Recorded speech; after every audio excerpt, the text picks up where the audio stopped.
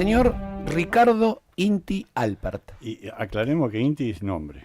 Exactamente. Inti no es el apellido. Es luna de miel en el Machu Picchu de mis viejos en 1969. Sí. Con lo cual, imagínate, Flower Power, o sea, o me ponían John Lennon o me ponían Inti, digamos, no había. O Johann Sebastian, porque mi mamá bailaba en el Colón, con lo cual podía ir para cualquier lado y bueno, No por Inti. Johann Sebastián Mastropiero. Sí, No, yo por cada vez que escucho Johann Sebastián Sí, pienso en todos Mastropiero. pensamos lo mismo, por eso te deja el chiste ahí en la punta de la lengua. Preséntelo. A ver, lo primero que hay que decir es el número 2 de la lista de una amiga Queridísima amiga. queridísima. Que hablé con ella, le invité y me dijo, no, yo voy a un lado, que vaya Ricardo a otro. Exactamente, o sea, te dio una gran responsabilidad de nuestra querida amiga María Eugenia Talerico. Exacto. A Con la la cual le cual, mandamos un beso. con la cual yo tengo contacto, no te diría diario, pero más o menos le mandamos un beso grande, una gran persona.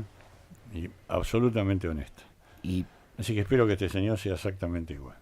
si lo eligió, estoy seguro que sí. Total, vos lo vas a votar porque está en provincia, yo no porque estoy en capital. Pero bueno. Yo voy a votar Mm. porque apareció Potencia. Si no, no hubiese ido a votar. Bueno. Está Ojalá, mal que lo digamos. Pues, ¿no? Bueno, No, perdón. Lo digamos, está bien. Se lo dije, no, yo se lo dije a María Eugenia acá al aire. Se lo dije a María Eugenia acá al aire. ojalá, Fernando, que mucha gente que está desmotivada porque por algunos motivos, digamos, compraron salir del kirchnerismo, pero no terminan de estar de acuerdo con algunas cuestiones. Yo lo llamo falta de racionalidad en algunos casos del gobierno actual. Hay mucha gente desmotivada, que no quiere ir a votar, que está frustrada, que me da la impresión de que lo nuestro puede servir para canalizar una parte importante de ese voto, ¿se entiende? O sea, el voto que no quiere volver a esas versiones rarísimas, populacheras, porque para mí la palabra populismo, no sé, es más que lo que fue acá el kirchnerismo, ¿se entiende? El kirchnerismo fue muy berreta. Sí, pero ¿te puedo interrumpir? Sí. En el buen sentido de la palabra, y después nos vas a contar de ese tema, vos hacés populismo. En el buen sentido de la palabra. Hago En el cosas buen- populares, o sea, a mí me gustan, sí, los Beatles me gustan, ¿entendés? Sí.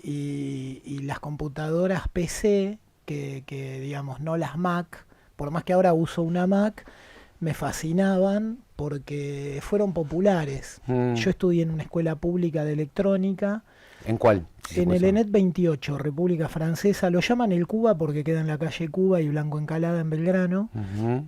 Entré a la escuela en 1982 y viví el fenómeno de la popularización de la tecnología, y a mí las cosas pop no me invitan a pensar en cosas berretas, Ujú. ni me invitan a pensar en cosas gratuitas. Creo que hay un gran error que es confundir popular con gratuidad, que es confundir... Lo popular es lo que es algo cuyo desarrollo se paga entre muchos y por lo tanto genera tremendos beneficios. No importa si es el álbum blanco de los Beatles, ¿sí? Un show de Madonna que se paga entre muchos, porque no puedes hacer un show de Madonna para que lo vean 40, ¿entendés? No hay Madonna, digamos. O cualquier versión de todas las herramientas tecnológicas masivas que generamos en los últimos 40 años. Cuando yo fui a la escuela secundaria, si vos le decías a alguien que dentro de 40 años podía haber una red de 4.000 millones de computadoras de mano que costaran entre 200 y 1.000 dólares, repartidas por todo el mundo, con conexión vía satélite para llamadas de emergencias gratuitas y conectadas por Wi-Fi, los únicos que creíamos que eso no era una estupidez eran los que estudiábamos electrónica. Exactamente. Algunos estudiábamos electrónica porque creíamos que eso podía llegar a ocurrir porque el tipo de inversión atomizada, paralela, en donde coexisten millones de personas que ponen $1 para desarrollar algo que tiene millones de dólares para desarrollarse, después terminan generando cosas geniales. Entonces yo no creo que una vivienda industrializada sea una vivienda berreta, porque si compras un auto industrializado es mucho mejor auto que si vas a Warnes a comprar pedazos y te haces un auto vos. Cosa que yo he intentado hacer y me salió mal. O sea, yo quise hacer el Intimóvil y no es fácil. Es mucho más fácil comprar un Honda usado, un Toyota usado y cuando te va bien comprarlo nuevo. ¿Entendés? Entonces... creer que lo popular es berreta o creer que lo popular es gratuito es uno de los grandes problemas de la cultura contemporánea. Pero se instaló de esa manera. Bueno, desinstalémoslo. Bien, Inti, terminaste el secundario como técnico electrónico, me imagino, Sí, en el Cuba. sí. ¿Después qué hiciste? ¿Qué estudiaste? Yo tuve una suerte rarísima. En la escuela mía, en esos años, había una cosa que se llamaba plan piloto, que no se debe seguir siendo piloto porque es tan bueno que seguramente no se convirtió Sé en... que el Cuba y el Pío Nono los tienen. Porque Sí. yo iba al León 13 Bueno, claro. Y el pionono lo tenía. Y el Pío Nono lo tenía de los Te salesianos. mandaban a laburar, digamos, Mm. vos en tu último año de colegio te pasabas el turno noche y o a la mañana o a la tarde ibas a trabajar a una empresa. Había una cartelera en el colegio. Yo era un alumno bastante malo porque cuando me enseñaban teoría de circuitos pensaba en economía. ¿Sí? O sea, yo pensaba que iba a estudiar economía o historia. Era un fascinante, me rateaba de la escuela y me quedaba leyendo la vida de Leonardo da Vinci, ¿se entiende? O de Ptolomeo, no importa. ¿Cómo se le ocurrió a uno medir la Tierra y decir que era redonda 2000 años atrás? Me divertía mucho más que ir al colegio. Daba todas mis materias en diciembre, entre diciembre y marzo. Era un alumno espantoso, pero era buen tipo. ¿Se entiende? El único 10 que tuve en el colegio fue en educación cívica. Después el resto era todo un mamarracho. Pero me recibo en un colegio siendo no un gran técnico.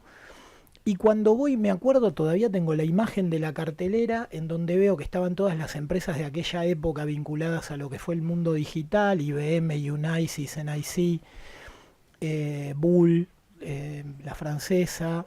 Todo el mundo quería ir a esas NEC. empresas, exacto.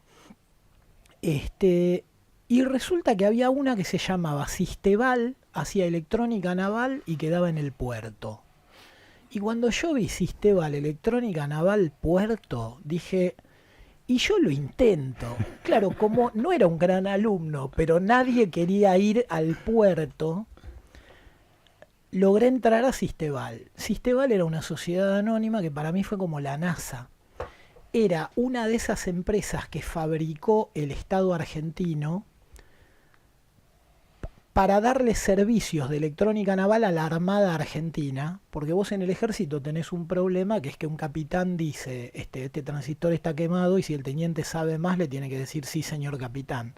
Entonces, para hacer cuestiones técnicas, los militares no son giles, arman una empresa privada en donde el que sabe, sabe, y el que tiene las tiras delega en un gerente. Entonces entro a trabajar a una empresa que me hace conocer la hidrovía punta a punta, o sea, yo a los 20 años tenía el placer de determinar, de hacer el mantenimiento de un equipo que se usaba para determinar las áreas de dragado a lo largo de toda la hidrovía. Conocía desde el Pontón Recalada, creo que hasta Paso de la Patria. Conocí porque se terminaban los contratos navales, todos los hospitales públicos de la ciudad de Buenos Aires que tenían salas de neonatología, porque cuando no había barcos para arreglar sondas o radares, íbamos a los hospitales a arreglar incubadoras. O sea, todos los hospitales de la ciudad que tenían sala de neonatología los conocí, además conocí el Evita de Lanús, el Hospital Rivadavia, que en aquel momento no era municipal, el Hospital Ferroviario, que ahora es Cartier, un importante desarrollo inmobiliario del barrio de Retiro, el Hospital Posadas. Conocí AFNE, Astilleros y Fábricas Navales del Estado. Estuve en todos los barcos de ELMA, empresa de líneas marítimas del Estado. Estuve en un montón de barcos pesqueros. Estuve en alguno de los submarinos, que nunca supe cuál, que se estaban reparando en el astillero Domecq García, obviamente en el Domecq García. Estuve en Tandanor Norte, en Tandanor Sur. Y después, durante 2 años, me hice cargo del mantenimiento del centro de diálisis del Hospital Naval de Buenos Aires. Porque se iba acabando la armada que se había conocido en alguna época, digamos, ¿no? Después de Malvinas, la armada se desarma. Cuando vos reparás sondas y radares, que era lo que yo hacía, sondas y radares, antes del sistema, digamos, de diálisis, que es un sistema circulatorio, te acostumbras a trabajar con modelos de sistemas de representación. O sea, una sonda es un sistema de representación, un radar es un sistema de representación. Vos le apuntás al cielo y de repente sabés dónde están las nubes, o dónde está una montaña, o dónde está la costa, o dónde está un barco que te viene a tirar un misil. En aquel momento yo empiezo a estudiar cine documental y economía. Y la estoy haciendo muy larga. No, Me marea este muchacho. no, Cuando estudio economía me doy cuenta de que en la Facultad de Ciencias Económicas no se daban cuenta de que el dinero es un sistema de representación. Cuando vos estás en el puente de mando de un barco de guerra, imagínate esta situación delirante. Total, por radio uno puede apelar a que la gente que está en este momento manejando un taxi o despachando fiambre o estudiando otra cosa y Igual te escucha. están viendo, ¿no? Buenísimo. Pero vos te podés imaginar cosas, porque te las están diciendo por la radio. Bueno, vos imaginate que en el puente de mando de un barco, el radarista grita, capitán, capitán, vienen los aviones. El capitán pregunta dónde, el radarista señala en el radar y el ametralladorista ametralla el radar. Imagínatelo, es divino, ¿entendés? O sea, vienen los aviones, el radarista dice, están acá, y el de la ametralladora le pone 73 tiros al radar en el puente de mando. está bien. Y al radarista. Es que, a ver, eliminó la Pelotudo. información, no hay más información, en el Claro. avión no viene más. O sea, Eso a mí me partió la cabeza y coincidió con la época en la que aparecían la Commodore 64 con sus colores, la Apple II con sus placas de video. Yo sabía lo que pasaba ahí adentro, ¿entendés? O sea, Sí. sabía que todo eso eran ceros y unos ordenados de determinada manera y una serie de 4 compuertas lógicas que funcionaba el AND, el NOR, el OR, ¿entendés? O sea, el álgebra de Boole, las transformadas de Laplace, no sé, me tocaba que entendía eso. Y cuando mis profesores me hablaban de circuitos eléctricos, yo pensaba en el circuito económico, en cómo el dinero circula. ¿Se entiende? Bien, sí. Es muy interesante. Después tuve el placer de hablar alguna vez con un profesor de teoría de circuitos respecto de en qué pensaba yo cuando él me enseñaba. Yo pensaba en otra cosa. Viste que si vos en el auto levantás la masa, o sea, sacás del cable el neutro de la batería, el auto se apaga, no anda más el auto. No. Bien, si vos el circuito económico no lo cerrás, el dinero no circula. En diálisis aprendí a trabajar con circuitos y a ver otra modalidad del circuito, que es el circuito circulatorio humano. El circuito circulatorio humano es el corazón bombea un pocillo de café de 70 centímetros cúbicos tantas veces que en un año llena una pileta olímpica de competición. O sea, de 25 metros por 2 de profundidad por 50 de largo. Un corazoncito, el tuyo, el de él, el mío, el de cada uno que está escuchando acá. ¿Te puedo decir una cosa? Porque Sí. vengo de mi cardio, ¿verdad? 14.586 bombeos por día. Exacto. Multiplicalo por 365, te da una pileta olímpica. No me preguntes Eso por contando qué. angustias y todo, ¿no? Sí, No, sí, no, sí. después... Angustia, pero maratón, carrera, hacer el amor, lo que el quieras. promedio es ese. El promedio es ese. Claro. Bueno, el punto es el siguiente. Cuando a mí me agarra, digamos, esa fantasía de andar en una camioneta por el puerto y ver que se hacía Puerto Madero, es muy loco irte a un barco de 300 metros y estar abajo del barco porque tenés que reparar el transductor de la sonda. Y entonces el barco está apoyado en un dique seco sobre unas maderas que miden 1 metro de ancho por 1,60 de alto. Y el barco mide 300 metros y vos estás ahí abajo de un coso que está sostenido en unos tabiquitos de madera. ¿Está bien? Abajo de la altura del Río de la Plata, a 2 cuadras del Sheraton. Es muy loco, ¿entendés? Son cosas muy interesantes. Eso me llevó a la escuela de cine documental. Y cuando yo veía los discursos que había en la época de Menem respecto de el grado cero del pensamiento económico, que fue llevar la idea de dinero a la idea de convertibilidad, éramos tan ineptos para manejar un sistema de dinero. Imagínate que yo empiezo a hablar y una máquina con mi misma voz pone letras A en el medio. No entendemos nada, no podemos dialogar. La emisión monetaria sin demanda son como letras que se van colando en las palabras y no sirven para nada. El sistema de representación de los bienes económicos se destruye. El único momento de prosperidad que yo viví, digamos, varios años seguidos, de decir tenemos estabilidad y crecimiento, fue durante los 90, en donde la única herramienta que encontramos los argentinos para tener estabilidad y crecimiento fue renunciar al dinero, por lo tanto cuando después teníamos que crecer de más no pudimos crecer. Esto tuve hasta el placer de hablarlo con el doctor Cavallo un poco, hace pocos años. El punto es el siguiente. En determinado momento me di cuenta de que había una concepción muy rara del Estado y de la moneda, y empecé a ver cuáles eran los mecanismos institucionales para crear circulación monetaria sin emitir dinero ni cobrar impuestos. Repetilo. En un momento me di cuenta que había una concepción errónea en cuanto al Estado y empecé a investigar las prerrogativas e incumbencias estatales que permitían que el dinero circule, pero sin emitir dinero ni cobrar impuestos. Sin cobrar impuestos, el Estado puede hacer que el dinero circule. Y sin emitir dinero, el Estado puede hacer que el dinero circule. Y me lo pongo a estudiar en serio. Ganaba muy bien yo en esa época, entonces me podía pasar un mes entendiendo en los Países Bajos cómo se habían financiado los polders. Me pasaron cosas raras cuando me voy de Sisteval a armar redes de computadoras, porque bueno, ya era la onda cuando se empezaban a cablear los sistemas alrededor de la Bolsa de Comercio.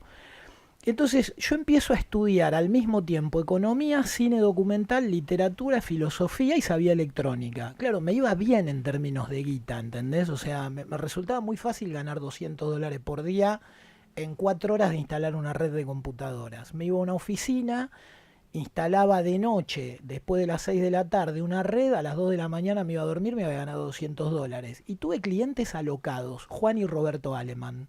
Entonces me quedaba en su oficina y les leía los libros. Por ejemplo, cosas que te pasan o no te pasan. Tenés la suerte, no tenés la suerte. Y tenés que tener ganas de leer los libros. Y tenés que tener ganas de leer libros y de quedarte otro día charlando con ellos y decirle, disculpe, Juan, ¿usted qué opina de esto? Y que el tipo te conteste. Si le dejaste los cables de la impresora que no lo joden en el escritorio, el tipo te contesta. Y así trabajé con gente de muy diversas extracciones, te nombré 2, que eran representantes de la banca suiza en Argentina, pero también hice los cableados de las redes de la compañía de transporte Río de la Plata, que mandaban pibes a los hoteles de Bariloche o hacían... Bien. La escuela técnica te da una perspectiva muy interesante, si la querés tomar, para ver los problemas de una forma muy particular, que es lo que no tiene solución, no es un problema, es parte de la realidad. Una vez tenía que salir un barco, estaba en el puerto y el ingeniero Alberto Matenet, que era mi jefe, me dice, no, se explotó el tiristor este. Llamamos por BLU a la empresa para mandar a Carlito Sánchez, que se tenía que ir a la calle Paraná a comprar un tiristor. Cada día que el barco no sale son $16.000 de aquella época, hoy serán 30.000. Entonces yo temblaba. Y el ingeniero que estaba a cargo mío, ingeniero en electrónica y en petróleo, esos tipos brillantes que te encontrás alguna vez, cuando me veía nervioso y me invita a comer, en los barcos se come muy bien, dice, pidamos un sándwichito, y te traen un sándwich impresionante, ¿viste? Se come muy bien siempre. Yo estaba muy nervioso porque, claro, si no lográbamos reparar el equipo de radio, no salía el barco y eso costaba, el taxi seguía girando. A guita de hoy, $40.000, yo no sabía ni quién lo pagaba. Pero me asustaba, yo era un empleado, tenía que cumplir. Y me acuerdo de esa frase, lo que no tiene solución no es problema. Y entendí lo que es un tipo que sabe de algo. ¿Entendés? Él estaba seguro de que habíamos puesto el osciloscopio en los 3 test points que te decían que estaba jodido un tiristor y está jodido el tiristor. Y entonces para saber si había otra cosa más jodida tenía que venir el tiristor. Y tenía que ir Carlito Sánchez, que era el chofer que hacía las compras, a comprarlo en la calle Paraná y hacer la cola de estacionar la camioneta, retirar la camioneta, venir al puerto, traerlo y a las 2 de la tarde nosotros veríamos si cambiándolo andaba la radio y a las 4 el barco salía o se quedaba hasta el día siguiente. Porque el puerto de Buenos Aires tiene una serie de complejidades por las cuales salís o no. En el marco de eso yo fui aprendiendo a resolver problemas. Resolver problemas es una técnica en sí misma. Entenderte con un problema, analizar quiénes son los actores determinantes para ese problema, cuáles son los saberes que tienen que ver con ese problema, quiénes se benefician con ese problema, es todo un saber. Yo me fui especializando en eso y en darme cuenta que el gran problema de la Argentina era que no sabíamos convertir el ahorro en inversión. Cada vez que en Argentina tenías un ciclo de prosperidad, Un general se compraba una flota, ¿entendés? O sea, yo había trabajado en las corbetas, las fragatas, los submarinos que había comprado después de un ciclo de prosperidad el almirante, ¿cómo se llamaba el de la dictadura? Macera. Macera se había comprado una flota de 12.000 millones de dólares hasta con fábrica de submarinos en Dock Sud. ¿Está bien? No es un chiste, ¿no? O sea, el país se permitió gastar 12.000 palos verdes en una flota y una fábrica de submarinos que se compró llave en mano en Alemania porque se podía pagar. Entonces los alemanes son pícaros, te lo vendieron, te lo pueden vender, te lo venden. Eso a lo largo de la historia nos pasó un montón de veces. De hecho, nos está pasando ahora que tuvimos un poquitito de estabilidad y nos fuimos todos a Brasil a comprar estupideces, tomar caipirinha hace 4 meses. Hasta yo estuve en Brasil en marzo. El gran misterio argentino es cómo vos, después de un ciclo de prosperidad o en un contexto de estabilidad, en lugar de consumir, invertís. Y ahí es donde todo mi estudio de electrónica, de mandar una señal de microamperios por el aire para que rebote en una nube o en un barco o en un misil enemigo y vuelva, tomó sentido. Las miles de horas de estar en un centro de diálisis viendo cómo circulaba por adentro de cada uno de los pacientes, miles no, pero cientos de horas, pensando en cómo estaba circulando la sangre por adentro de un paciente y cómo pasaba por el riñón artificial del centro de diálisis, tomaron sentido cuando yo dije, me parece que el Estado está equivocado y puede llegar a generar una inducción de inversiones masivas sin cobrar impuestos, ni gastar, ni emitir dinero. Después del corte, ¿no? Después del corte nos vas a contar cómo es esto. Yo estoy fascinado. Ni abrí la boca, mirá vos. ¿Qué te dije? Sí, es cierto, tenías razón. ¿Qué te dije? Vamos a un cuartecito, Charlie, Chiquitito. y ya volvemos. Estás escuchando Polémica en el Business por la AM 1420 Radio con Voz. Espacio publicitario. El estilo López. 121 años. Calidad en vinos. Fruto de un estilo cultivado por 4 generaciones de una misma familia. El tiempo y la paciencia dedicados al añejamiento no se lo pedimos a usted, lo ponemos nosotros. Más de 120 años acompañando la mesa de los argentinos. Arriba Cabrales, café Cabrales, significa buen café. TNS Latam. Todos los días en su bandeja de entrada, la información más importante en lo que respecta a energía, petróleo, gas y electricidad.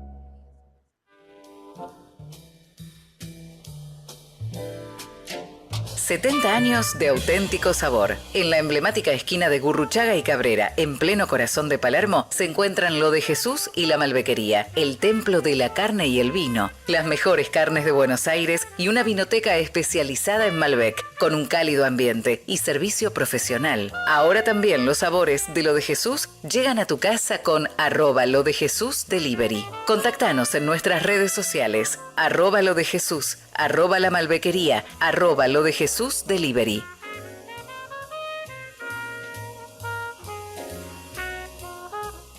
Bodega Catena Zapata. Fin. Espacio publicitario. Estamos en Twitter Polemic Business e Instagram Polémica en el Business.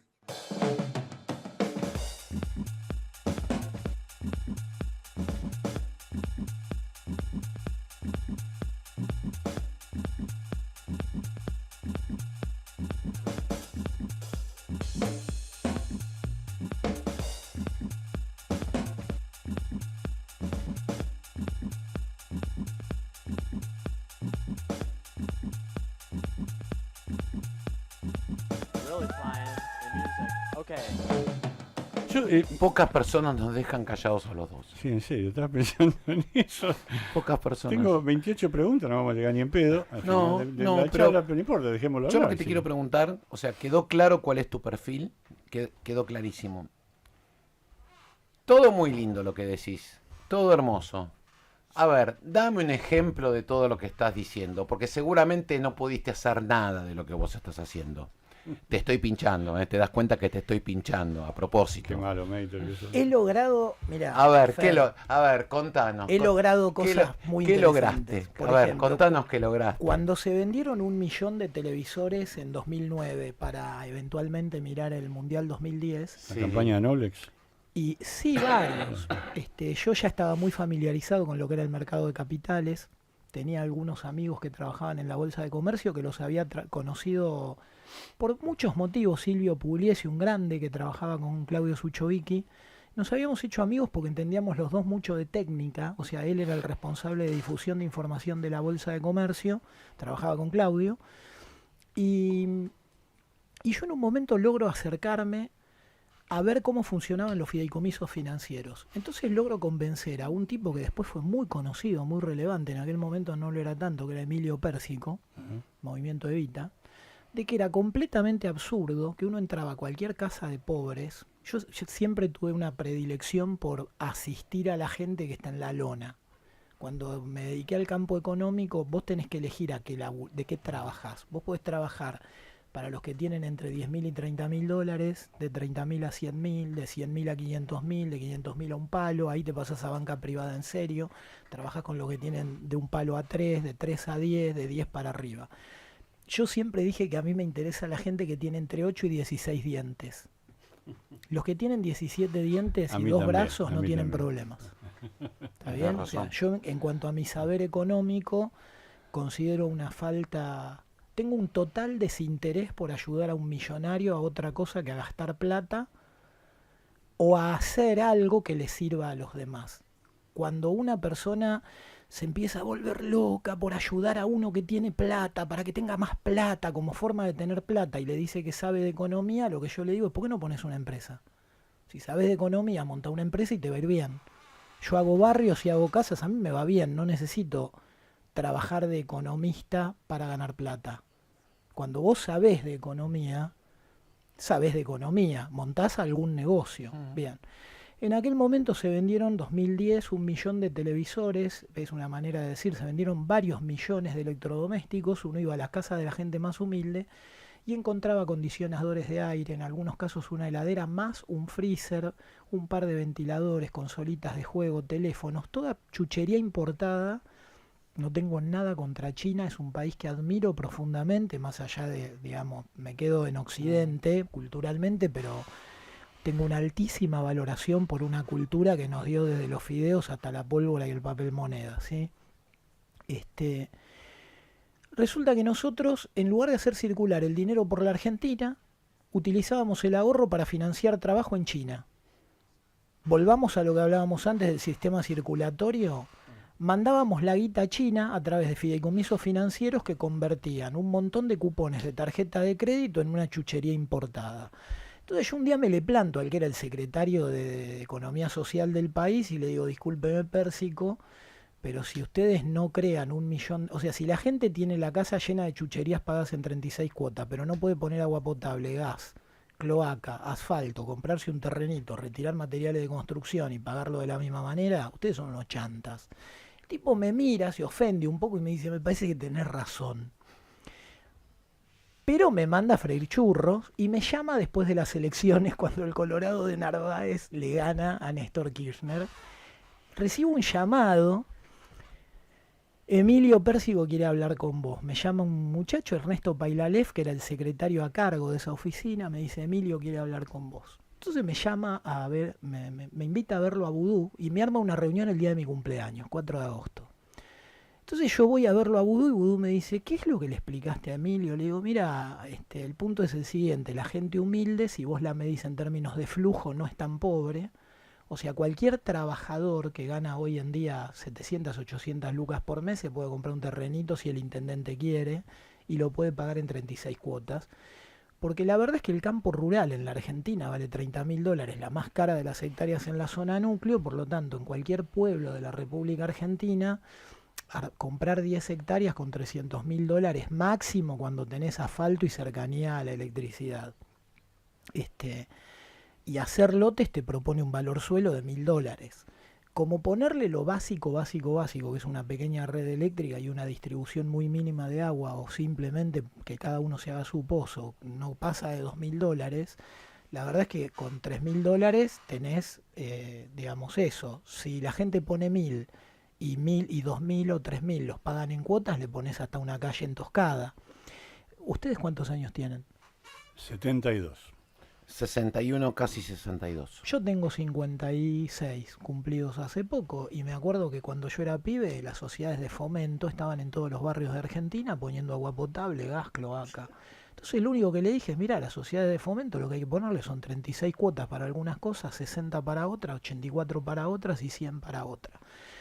No entendían si estaba loco o qué. Julio De Vido se agarraba la cabeza y me mandaba a decir cosas como: al ministro no le gusta tu modelo, porque claro, le sacaba la vocación de progreso de la gente de la obra pública, diciéndole que simplemente la podían comprar en cuotas. El que ahora es digamos, el canciller Tajana, me acompañó a una reunión en la Bolsa de Comercio con Claudio Suchovicki y Adelmo Gavi. Y porque imagínate, todos ex montoneros y cosas por el estilo, venía uno que le decía que el mercado de capitales podía financiar 1 millón de lotes. Entonces lo mandan a Tajana, que era ex canciller, era como el tipo más o menos prolijo de ese sector, y tuvimos una reunión en donde Adelmo Gavi le dice: mira, para mí sería un placer que la Bolsa de Comercio, que hoy en día administra fideicomisos de consumo, administre fideicomisos de urbanización. En esa reunión estaban Claudio Suchovicki, Adelmo Gavi, Tajana, Jorge Sáez del Banco de Valores, toda gente seria. De ahí nace el procrear. ¿Qué pasó? Entre Bocio, Vudú, Kicillof y De Vido no quisieron que el procrear fuera todo lo privado que debía ser. El procrear tenía que ser privado. ¿En qué términos? El Estado tiene que firmar las resoluciones que digan: si este tipo no paga, la policía le saca su bien. Esto es lo que tiene que poner de anticipo, la resolución del Banco Central para que un crédito tenga condición hipotecaria cuando no está un plano de subdivisión terminado, pero hay un buen fideicomiso como en Nordelta. Ser un garante. O pedir 4 garantes, porque la gente humilde, vos le decís, tenés 3 amigos, tienen mucho más que los ricos. ¿Se entiende? Fíjate que la gente que alquila en general consigue garantes. Cuando los ricos hacen un IPO, los amigos no le prestan el dinero, invierten en la compañía, no le prestan guita, ponen plata a cambio de acciones. Tienen muchos más amigos en general las buenas personas humildes que las buenas personas ricas. No tengo ninguna duda. ¿Está bien? Entonces, pedirle a una familia que te ponga 3 garantes para comprarse un terreno o hacerse una casa es algo totalmente normal. Yo ahí saco adelante el procrear. Obviamente te imaginás que en cuanto lo anunciaron y me llamaban de todo el país para felicitarme, ya me habían echado. Lo mismo me pasó con Javier Milei, me nombró secretario de Vivienda.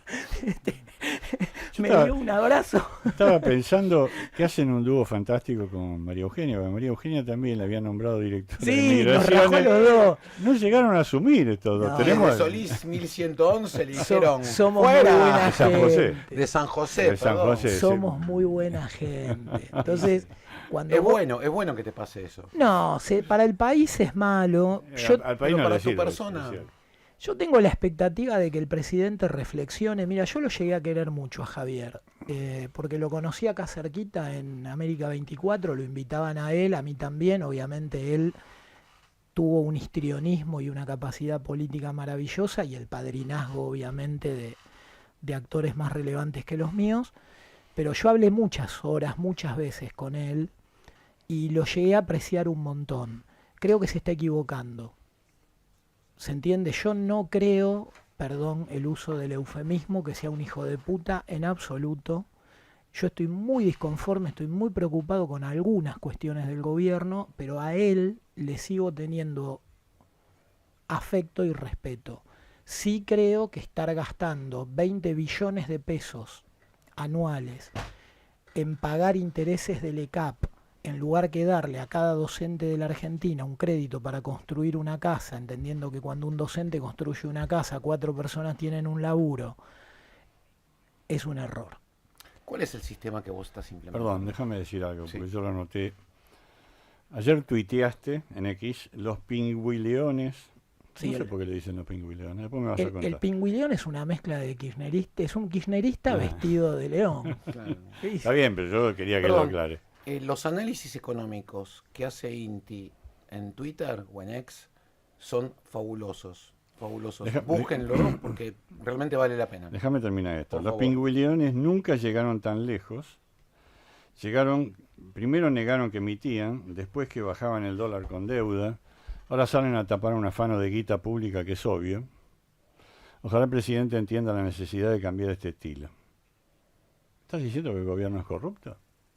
No, estoy diciendo que el gobierno fue permeable a gente de cuarta. Ahí te trenzaste con uno que decía exactamente lo que voté, ¿no? Bueno, Twitter, sí. es lo que votó él. Qué sé yo, no, yo voté honestidad, probidad, A mí lo que me llama la atención ejecutividad. es que todos estos tuiteros del gobierno, ninguno tiene nombre real. Ninguno da nombre. Vos das el nombre, yo doy el nombre, Fernando da el nombre. No tienen el nombre real, los que lo tienen a mí particularmente no me contestan. Y yo te juro que no es que creo que los objetivos explícitos del gobierno estén mal. Yo creo que, o sea, bajar el gasto público, bien, lo compro. Mantener superávit fiscal, compro.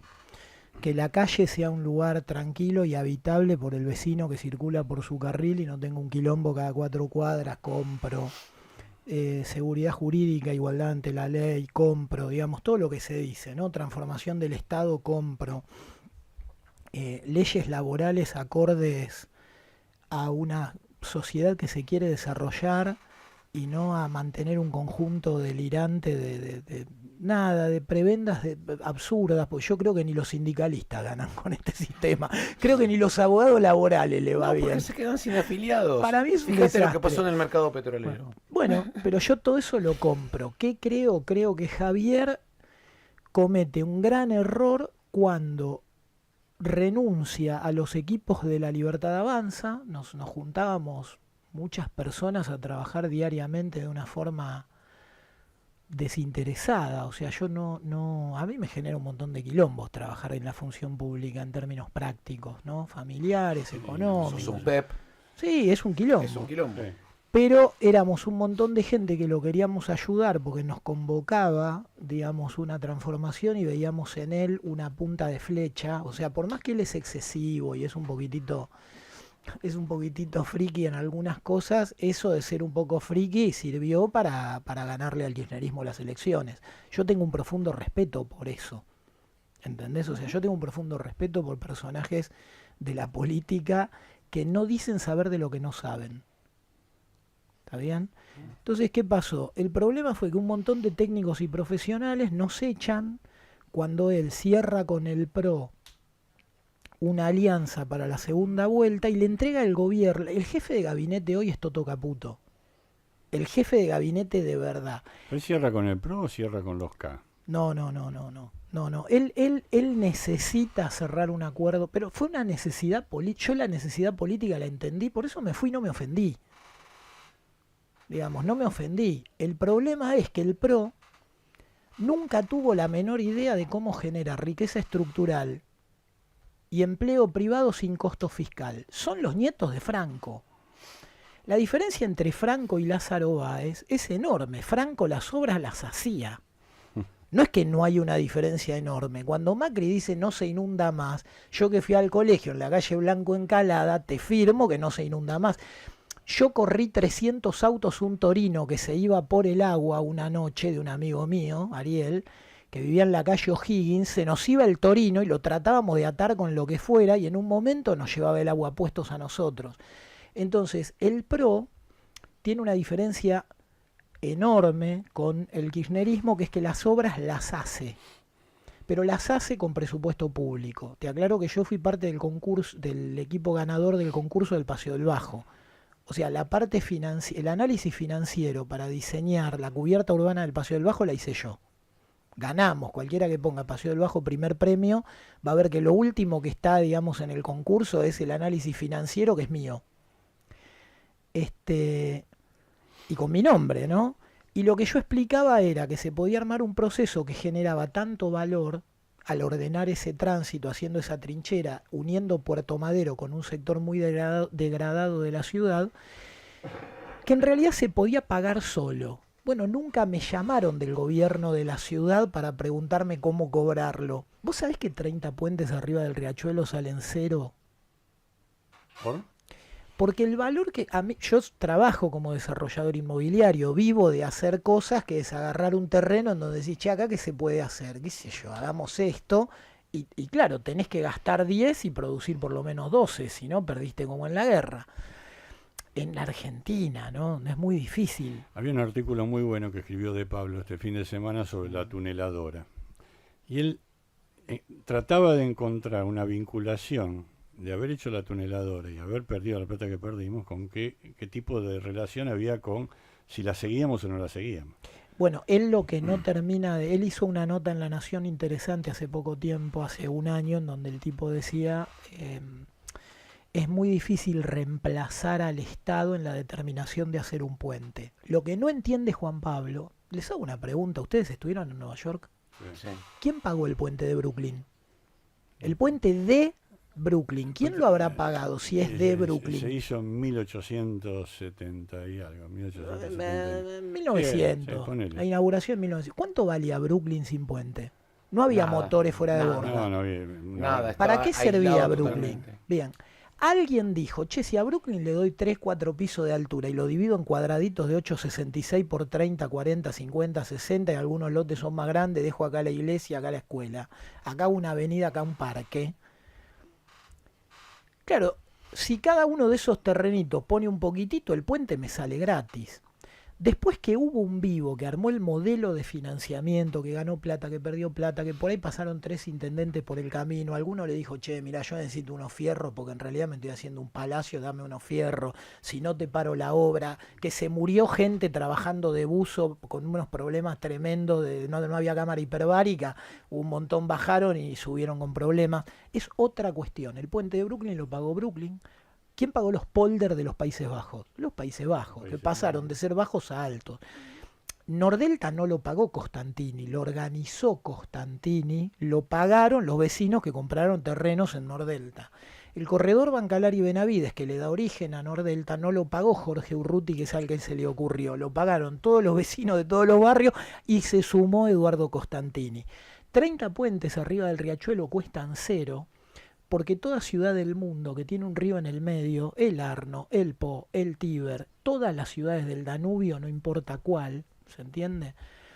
Tienen una característica común, que es que en las zonas urbanas tienen un puente cada 400 metros, en algunos lugares cada menos. La Cañada en Córdoba tiene un puente cada una cuadra.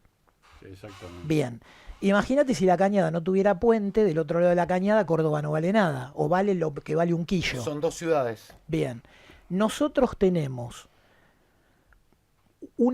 cualquiera que puede mirar el Google Earth va a ver que hay casi 30 salidas, entradas a la capital federal en la zona norte, ¿sí? O sea, entre el acceso oeste, entre el riachuelo y el Río de la Plata hay como 30, y en cambio hay 7 a lo largo del riachuelo.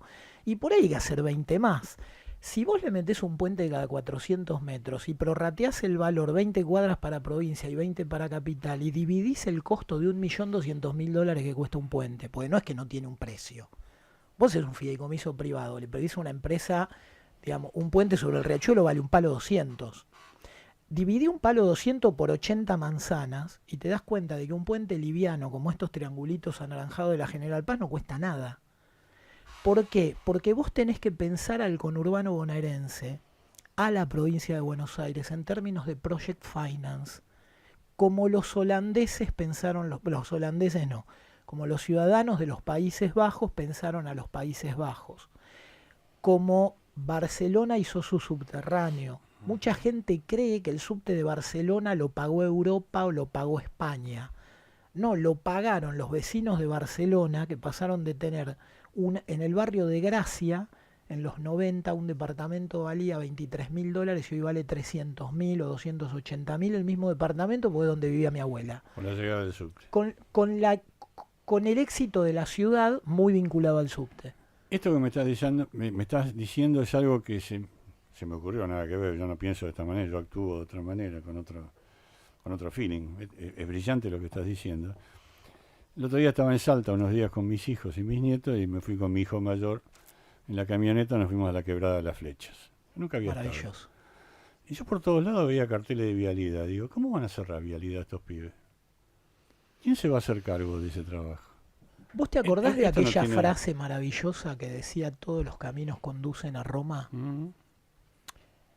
Pero también dicen, si no sabes dónde vas, cualquier camino te lleva. Exacto. Y había algo más interesante para sumarle a eso, desde mi punto de vista, en cuanto a nuestra coyuntura, que no existía vialidad imperial. Todos los caminos conducían a Roma, y como era lo que vos me dijiste Si recién, no sabes dónde vas, cualquier camino te lleva. bien. Y vialidad imperial no existía. O sea, no había un tribuno romano que decía, vamos a mandar a Galia, Germania, Britania, 4 carretas de piedras grandes, 3 medianas. Imagínate Julius de Vidus. ¿Se entiende? O sea, Julius de Vidus sería el personaje romano que mandaba, que está bien, ¿entendés? O sea, tenés uno que manda las 4 carretas a todos lados, menos a la aldea de Asterix que no quiere. Ellos tenían el acueducto de Segovia, pero no existía obras sanitarias del imperio. Ellos inventan una categoría del derecho que es por la que nosotros hoy pagamos las expensas de los edificios o las multas de los autos, que son las llamadas obligaciones propter rem, que no es una obligación de la persona dueña de un lugar, sino del lugar mismo. Vos no debés las expensas de tu departamento, las debe tu departamento. Vos no podés vender el departamento y llevarte las expensas. ¿Sí? Cuando vos en Salta pensás en cerrar vialidad, lo que tenés que pensar es si el rol de vialidad es cobrar impuestos en la leche para gastar en Salta o poner un estándar en Salta, acercar un modelo virtuoso de financiamiento, generar el modelo de intervención estatal que permite a la sociedad salteña adueñarse, sea en forma de consorcio público-privado, sea en forma de delegar en una empresa concesionaria, o sea en forma de desarrollo comunitario. O sea, un municipio puede decir, yo hace poco estuve con el intendente de Las Flores y le decía, ¿por qué no compran el tramo de la ruta 3 que pasa por Las Flores? Y el tipo, que es un tipo muy vivo, se quedaba mirando, ¿viste? Como diciendo, este tipo, ¿qué me está diciendo? Yo fui por otro motivo, ¿no? Hablar de aprobar hacer unos edificios muy lindos y muy baratos. Y el tipo me dice, ¿pero cómo que podemos comprar la ruta 3? Le digo, mira, se va a licitar el tramo de la ruta 3, llama a todos los que tengan empresa constructora de Las Flores, armen un consorcio público-privado y comprense el tramo de la ruta. Lo ilógico es que un jeque árabe tenga la ruta 3 en Las Flores, lo tienen que tener lo de Las de Las Flores. Después ven quién es accionista, quién tiene un abono de peaje, quién, no importa, pero lo que te digo es, el rol de... Una vez tuve una reunión divina con Cristiano Ratazzi, el tipo fabrica coches, ¿no? Entonces me dice, Inti, no entiendo por qué cuerno hablas tanto de política y cuando explicás el modelo el 100% es privado. Porque claro, yo creo que hay que usar la guita que está en el mercado de capitales, o sea, el llamado sobrante monetario, en realidad es el ahorro de los pibes que laburan en Rappi y tienen la guita en la cuenta, de las compañías de seguro, de las empresas de salud, de las cajas de jubilaciones, de los municipios y provincias que tienen 3 sueldos de todo el personal metido en algún plazo fijo o en un La fondo plata común. de los bancos que tienen Por encajada, el supuesto. famoso encaje. Bien, el remunerado, el no remunerado no haría falta. Entonces, ¿qué ocurre? Cristiano me dice ese día, para mí fue como muy interesante, porque es un tipo vivo, o sea, un tipo que logró manejar una empresa que fabrica coches en Argentina, más vivo que yo seguro que es, sabrá menos de lo que yo sé más, pero que es más vivo que yo, te lo juro. Entonces el tipo me dice, pero no entiendo por qué hablas tanto de política, si cuando explicas el modelo el 100% es privado, los consumidores son privados, el Estado no pone un mango, hasta cobra impuestos. Entonces yo lo miro y le digo, Cristiano, usted vende autos, con o sin papeles. Y el tipo se rió como vos ahora, ¿entendés? Como diciendo, hijo de puta. Claro, sin papeles, si no hubiera patente, si un policía no te corre, si entraste a afanar en un bar y te llevaste la guita en un auto y no te pueden identificar porque todos los autos son iguales o ninguno tiene papeles, nadie podría poner pero ni un autopartista. Entonces el rol del Estado es generar, optimizar el objeto del crédito para que un humano sea el sujeto que monta ese crédito. Un poco la idea del caballo y el jockey, ¿viste? O sea, ¿quién corre? ¿Corre el caballo o el jockey? Bueno, nunca nadie lo sabe. O sea, ¿Es Colapinto o es Alpine? ¿Qué sé yo? ¿Entendés? O sea, ese No entendés Colapinto porque en el el jockey Alpine. está cansado si el que corre es el caballo. Pero, ¿entendés? Por algo estará claro, cansado, claro. porque hay una simultaneidad. El punto es el siguiente: Argentina hoy necesita hacer reformas estructurales profundas y si no creamos antes, en estas condiciones demenciales, 3 millones de puestos de laburo, no ganamos los votos necesarios en el Congreso para hacerlas y vuelve, no lo mejor del peronismo, no vuelve, no sé, qué sé yo, ¿cómo se llamaba el que fue candidato de... El tío del jefe de gabinete de Alberto, ¿cómo se llama? El señor Grande. Un dirigente peronista que era más o menos razonable, por lo menos te hablaba con tranquilidad. Sí, no sé. Bueno, no me acuerdo Pichetto. ahora. No, te estoy hablando del que fue ministro de Perón cuando era joven. Está hablando de... Sí, ya sé. Ya sabes de quién estoy hablando. El Sí. Canoso. Sí. Hoy si gana el PJ a través de alguna de las figuras kirchneristas es un quilombo. Entonces necesitamos que eso no ocurra. ¿Está Ahora vamos bien? a tu próximo Por lo laburo. tanto, necesitas crear 3 millones de puestos de laburo en las condiciones que hay hoy. Que las leyes laborales, las normas tributarias, el problema monetario es de un dramatismo tremendo. ¿Qué propongo como cuestión concreta para mañana? Traccionemos desde esas 3 millones de familias de sectores medios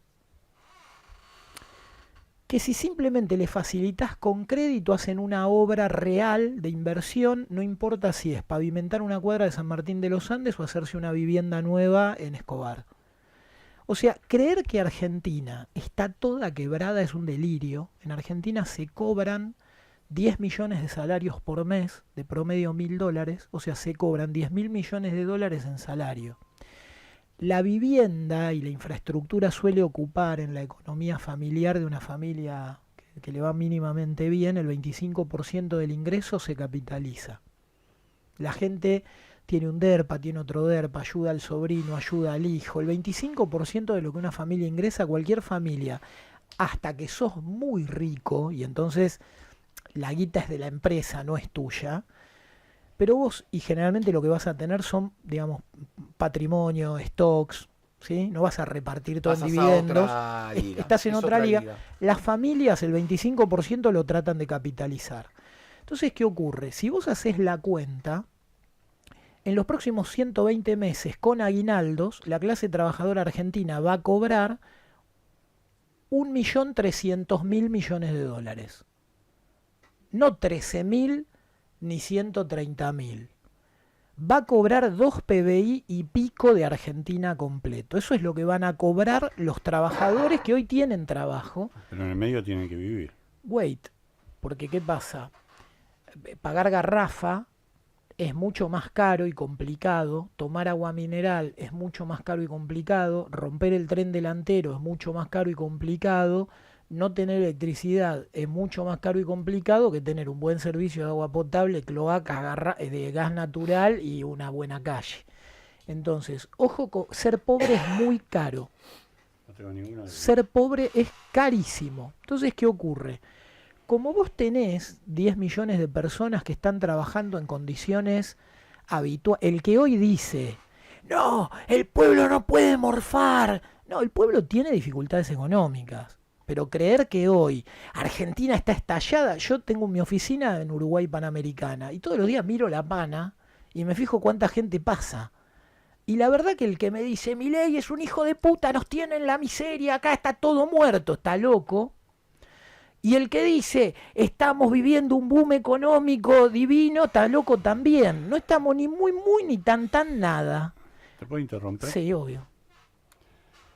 Tengo un caso. Una señora que trabaja en mi casa, en la casa de afuera, tengo una casa en un country, y hace 30 años que trabaja conmigo. Hace bastante tiempo la fui a llevar a la casa, viste, el coche se me metió en el barro, me tuvieron que ayudar. La pasaste, te diste cuenta. Sí. Y un tiempo después, creo que fue durante el gobierno de Macri, el de la provincia, le construyeron el asfalto. Y lo primero que me dijo fue, y ahora me están matando con los impuestos. Digo, pero ¿y si yo no tengo auto? ¿A mí qué me importa? O sea, acá hay un problema también. Yo te entiendo lo que vos Pero decís. te puedo contar un contraejemplo. Sí. Nosotros en este momento estamos poniendo a través de una empresa privada que tiene convenios con Naturgy para hacer esto, 8.000 metros lineales de instalación troncal en Villa Celina. Sí, lo leí. Bueno, ¿viste? O sea, 8.000 metros lineales. Yo estando ahí le mandé un videito a Sturzenegger, que respeto, tipo que respeto, y le dije, Fede, me parece que lo que no entienden ustedes de la misma manera que nosotros, y yo te invito a conversarlo, o sea, yo no soy golpista, ¿entendés? No es que tengo ganas de que se acabe el gobierno, que se caiga mi ley, No sirve para no nadie sirve eso, para no sirve nada. para nada. Al contrario, tengo ganas de que podamos bajar el gasto público, está bien, y hacer las reformas estructurales, y en Villa Celina, en un barrio recontra informal, resulta que si hoy a los vecinos que tomaron un suelo, pero lo planificaron muy bien, porque era un terreno que no se, antes de que se haga una villa se hicieron un barrio bien, hoy te lo quieren pagar.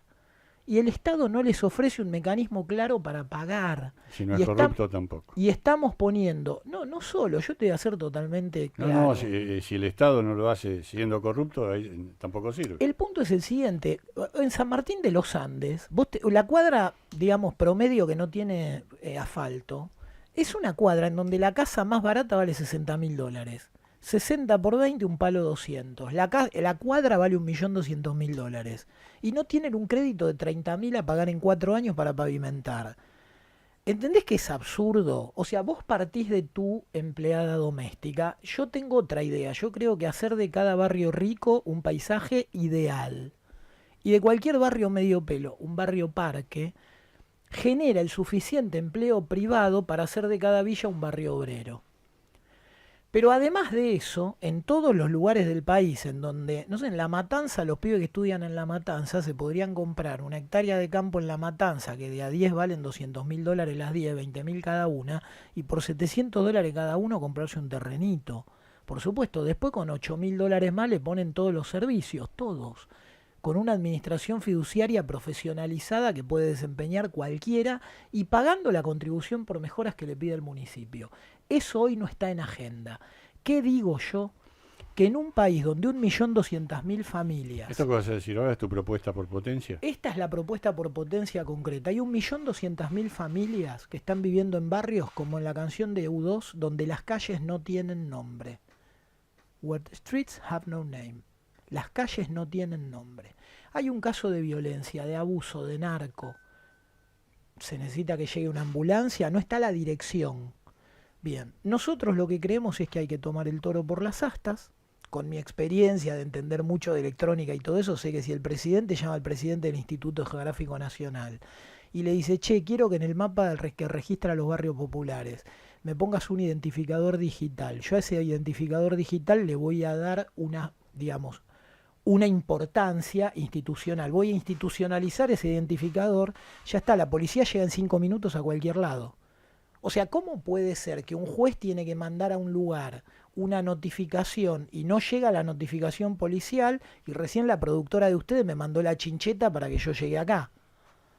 Hay algo que es ridículo, ¿entendés? O sea, si una productora de una radio tiene más poder que un juez, bueno, revisemos, ¿entendés? Se va a poner muy algo contenta está Agustina. mal. Lo que pasa es que Agustina es letal, te Pero digo, algo ¿eh? está Es mal. letal. Agustina Algo está es mal. especial, es Si especial vos en eso. hoy a ese 1.200.000 familias que están en la anomia simplemente les permitís entrar en un fideicomiso que les permita primero saldar esos entre $1.000, $2.000, $3.000 que vale el suelo que usurparon, y con sus vecinos y en cuotas, en la medida que quieran, con un crédito UVA o haciendo aportes progresivos, urbanizar sus barrios, el valor que toman los que están a 4 cuadras, 5 cuadras, 8 cuadras es infernal. Al mismo tiempo, en Maschwitz no hay cloacas. En las barrancas de Acasuso no hay cloacas. En Parque donde yo Lenoir, vivo no hay cloacas. bueno, pobre Fer. Entonces, ¿a vos te molestaría pagar en 60 cuotas tu cloaca? No. Bien, para no te, nada. aunque te parezca mentira, yo trabajo mucho con las grandes compañías de servicios, son muy poquititas, no voy a decir, pero hay 2 empresas que reparten energía eléctrica en la ciudad de Buenos Aires y el AMBA, hay 2 que reparten gas, está bien, o sea, agua potable y cloaca es una sola. Sí, y te voy a decir la verdad, Yo hablé con el director de Relaciones Institucionales de AISA. Sí. ¿Sabes lo que me dijo? El intendente no tiene la más mínima intención de ponerles cloacas a ustedes ni agua potable. ¿Sabes por qué? Porque sabe que no los votan. ¿Puedo Eso fue lo que me dijeron. decir algo? Sí. ¿Porque Yo- va bajo tierra? ¿Eh? ¿Porque va bajo tierra y no se No, nota? porque no está claro el modelo de obtención de fondos en el mercado de capitales y de pago en cómodas cuotas. ¿Sabes cuánto cuesta en un barrio popular poner los servicios que se necesitan? 84 cuotas de 150.000 mangos, de 110, 120 dólares. Eso es lo que le costaría a la Argentina poner en valor el hábitat de 5 millones de personas. ¿Vos sabés cómo repercutiría eso en las clases medias? ¿Vos sabés que no te quedaría un maestro mayor de obra, un arquitecto, un chofer sin laburo? ¿Vos sabés que la gente volvería a hacer camisa de grafa en las casas porque los negocios que venden ropa de laburo no darían abasto? Hoy la discusión que yo trato de darle al gobierno es, muchachos, Milei se comprometió a hacerlo. Cuando él leyó lo que yo había escrito como un modelo de fomento a los fideicomisos de urbanización social y vivienda al costo, que no empieza por los sofisticados. Si fuéramos un país, si Toto Caputo fuera el genio que dicen que es, se estaría haciendo un subte bajo Avenida Córdoba.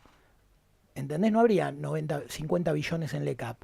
Habría una obra, un proyecto de Project Finance y como, digamos, 150 años después del puente de Brooklyn estaríamos haciendo un subte bajo Avenida Córdoba. San Martín pasaría a valer una fortuna. En las áreas cercanas de Palermo, en adyacencias al subte, en un terreno donde hoy tenés un playón de estacionamiento, harías una torre de 80 pisos. 40 pisos son para pagar el subte. El dueño del terreno, que hoy puede construir 12, te hace un monumento, porque se hace multimillonario. ¿Está bien? Esos son procesos de creación de valor. Nosotros no estamos viendo a nuestros sujetos que obviamente quieren crear valor, como todos los que alquilan, como todos los que pagan garrafa. ¿Quién está divertido cuando se le corta la luz? Nadie. Decime cómo puede ser que en Parque Leluar, en donde tienen casa, si no me equivoco, Moria Kazan, el Indio Solari y Hugo Moyano, faltan servicios. ¿Te parece que no los pueden pagar en 84 cuotas? Estamos locos, muchachos. Nos creemos que el pueblo, el territorio y el Estado son un problema. No, el problema es la barbarie, la anomia, la falta de territorio, la falta de gente. Argentina cree que es más fácil venderle carteras a las italianas, perfumes a los franceses, autos a los alemanes y palitos a los chinos que un departamento a un docente. Estamos hechos unos idiotas, porque tenemos 3 millones de familias de sectores medios que te dicen, a mí me interesa esto, a mí esto, a mí esto, y si se lo das a pagar en cómodas cuotas y no se afana la guita, y acá viene por qué me hice amigo de María Eugenia. ¿Está bien? O sea, porque en la fórmula de potencia está INTI, el disruptivo económico, con María Eugenia Talerico. Porque el punto es que si vos no te robás la guita, es barato. Es un detalle. En Argentina todavía es un detalle. ¿Entendés? Entonces, el motivo por el cual a mí me interesó, digamos, yo no hubiera sido el segundo de cualquiera. Tampoco tenía ganas de ser el cuarto porque no te dan, los periodistas no te invitan. Cuando sos el segundo te invitan. Por lo menos cuando no va la primera. Entonces, a mí lo que me interesa es dar este debate, que el presidente Milei escuche, ¿sí?, que se está perdiendo una oportunidad brillante para generar crecimiento sostenible sin costo fiscal. Querido Javi, nos conocemos, ¿está bien? Cuando él terminó de leer lo que yo escribí, yo fui y lo miré a los ojos, le dije, Javi, mírame a los ojos. El tipo me clavó la mirada. Entonces le digo, Javi, acabas de decir que 3 millones de familias van a tener un lugar digno propio, por lo tanto hay 3 millones más que durante unos años van a tener laburo. El tipo me mira, sonríe y me dice, ¿no es lo que decimos siempre? Digo, Javier, siempre lo digo yo, hoy lo dijiste vos, que por ahí sos presidente. Y no es lo que hay que hacer. Entonces yo lo abracé, ¿está bien? Y me fui, creyendo que lo íbamos a hacer. Cuando entra el PRO, y el equipo de Toto Caputo, Santi Bausili y Pablo Quirno, con los tres hablé del tema, no tienen la más remota idea de que existe. Toto Caputo no sabe que hay gente que para arreglar el baño necesita un crédito. No sabe que esa gente existe, no la conoce. ¿Se entiende?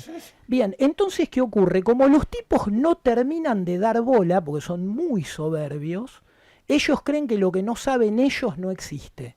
Es como si yo creyera que porque no sé manejar un 747 no puede volar.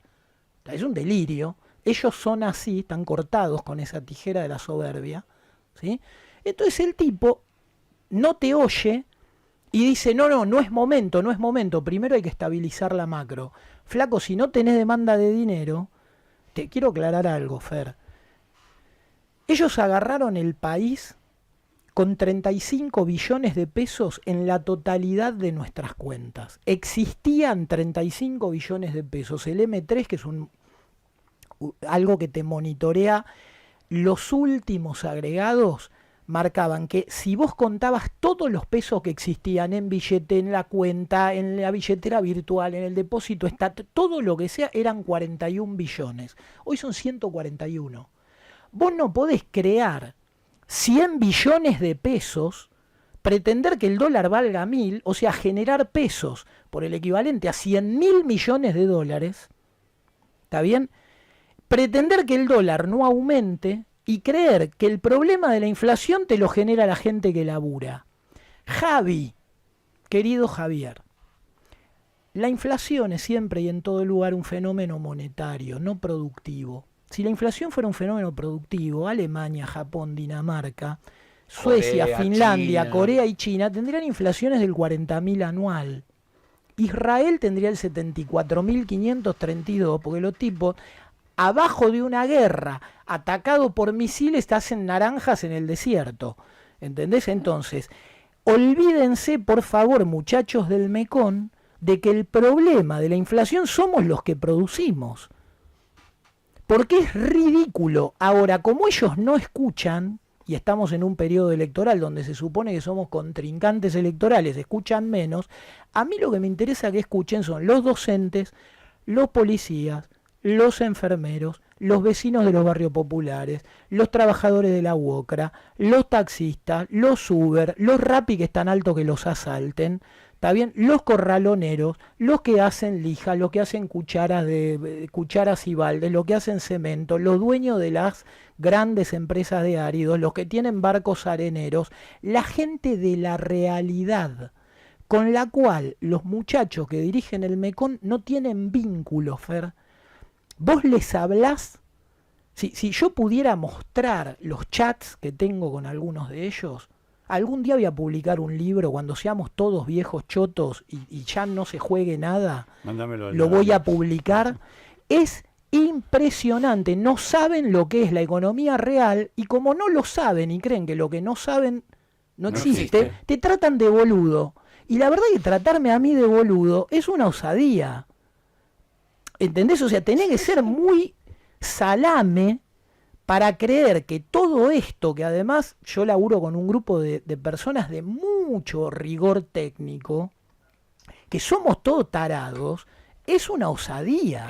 Inti, vos lo pusiste en práctica, está funcionando. Sí, por supuesto. Bueno, o sea, no es que estás tirándote burbujas al aire. Pero ni de diciendo, casualidad. Le damos 3 minutos más, porque ya estamos pasado del tiempo, y yo le quiero hacer una pregunta política, si me permitís. Cuando se hace el lanzamiento de Potencia, María Eugenia me invita. Se iba a hacer en San Martín, provincia de Buenos Aires. Ellos son candidatos en la provincia de Buenos Aires. Y en último momento algo sucedió y se tuvo que hacer en Capital. ¿No va a pasar permanentemente con ustedes con esto? ¿Cómo solucionás desde el punto de vista práctico esta guerra política que le van a hacer a ustedes y a todos los que nos Por piensan? ejemplo, el otro día un intendente fue a hacer un acto en no sé dónde y lo cagaron a piedrazos. Se tuvo que ir. Mira, muchas redes, muchos amigos, ustedes. Mi expectativa de máxima es que entre Eugenia. Entrar yo a la Cámara no es una expectativa, sí es un deseo. O sea, yo le pido a todos los que estén escuchando ahora que se acuerden de que el 26 de octubre hay elecciones, que voten a la lista de Potencia con María Eugenia Talerico en el primer lugar y Ricardo Inti Alpert en el segundo. Sophie de Hagen, una divinura de 33 años, divina en el tercer lugar, ojalá entre, Escúchenla porque es una diosa. Sí. una piba súper estudiosa de la cuestión rural sobre todo. El punto es el siguiente.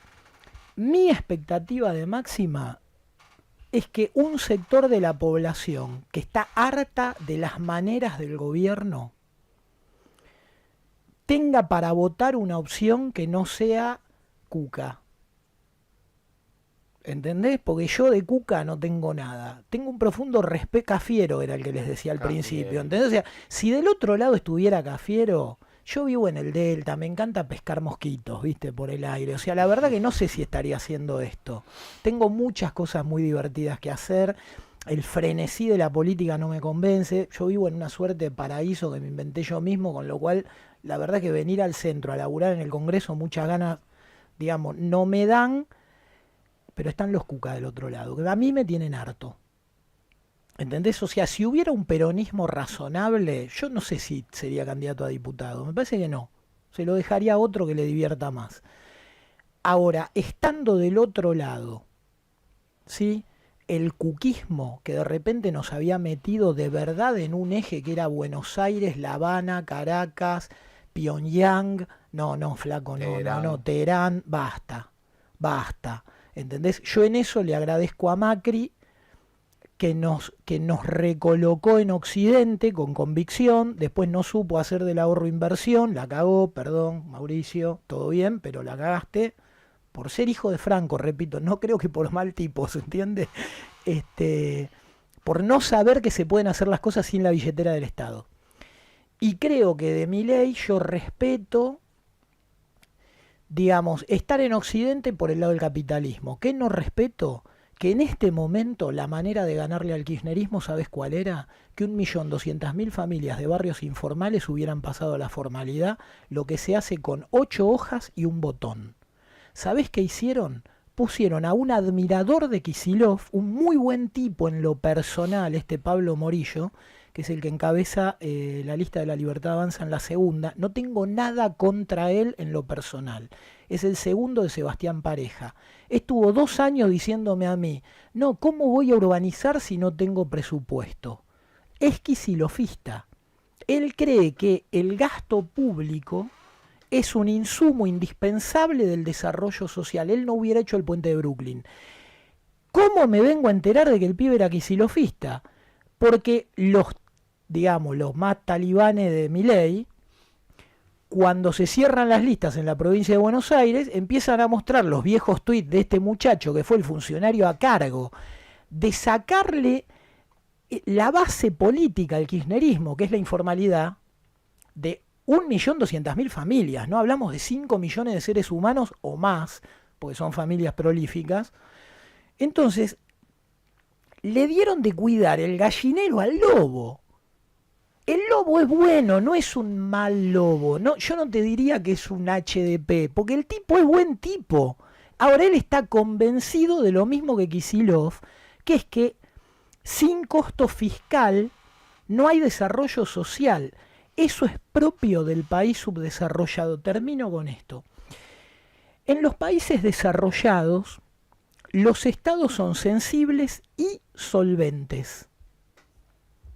En los subdesarrollados se supone que un estado solvente es insensible y un estado sensible es insolvente. Eso es de idiota.